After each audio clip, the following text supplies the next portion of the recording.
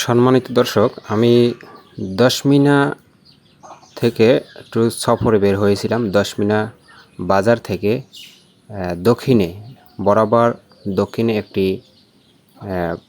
সফরে বের হয়েছিলাম রাস্তায়। তো এটা কিছুক্ষণ যাওয়ার পথে এই ডেইরি ফার্ম, এটা তো এখানে বেশ কিছু জায়গা নিয়ে বিশাল বড় একটি খামার তৈরি করা হয়েছে। তো মূলত খামারটা আমি একটু দেখার উদ্দেশ্যে আমি ঢুকলাম, গেটটা খোলা ছিল। তো ঢোকার পরে আমি কিছু ড্রাগন ফল দেখতে পেলাম। তো ড্রাগন ফলের ছবি তুলতেছি, ভিডিও করতেছি, আর পাশাপাশি সামনের দিকে আগাইতেছি।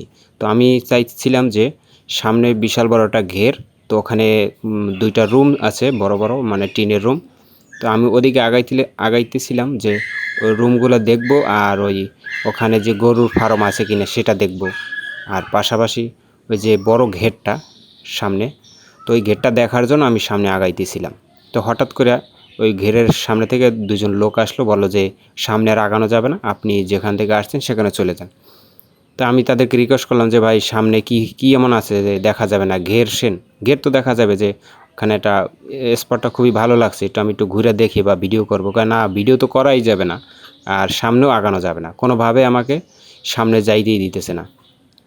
তো আমার মনের মধ্যে একটু সন্দেহ হয়, যখন আরও কিছু লোক ছিল, তো তারা দূর থেকে ইশারা দিতেছে যে আমাকে যাতেও বের করে দেওয়া হয় গেট থেকে।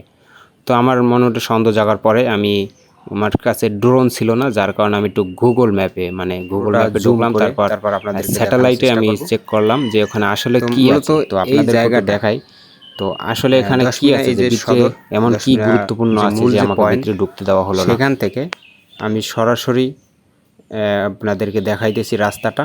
এই যে রাস্তা, তার রাস্তার সামনে যেগুলো আপনি দেখতেছেন, এই পুরোটাই দেখেন। আমি পুরো মানে ট্রান্সলেটার আর কি, যেটা গুগল ম্যাপ থেকে সরাসরি স্যাটেলাইটের মাধ্যমে সব কিছুই দেখা যায়। তো মূল যে জায়গাটা, ঘরের ভিতরে আসলে কি এমন হইতেছে যে আমাকে ওখানে যেতে দিল না, এবং পুরো গেটের মানে পুরোপুরি ভিতরে আমাকে যাইতে দিল না, গেট থেকে বের করে দিল।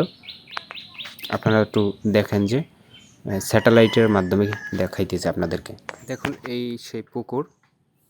তো পুকুরটার অদ্ভুত বিষয় আছে, মানে স্যাটেলাইটের মাধ্যমে খুব ভালো দেখা যায়, তারপরে কেমন জানি অদ্ভুতভাবে বানানো হয়েছে, জমির সংক্রান্তর কারণে কিনা জানি না।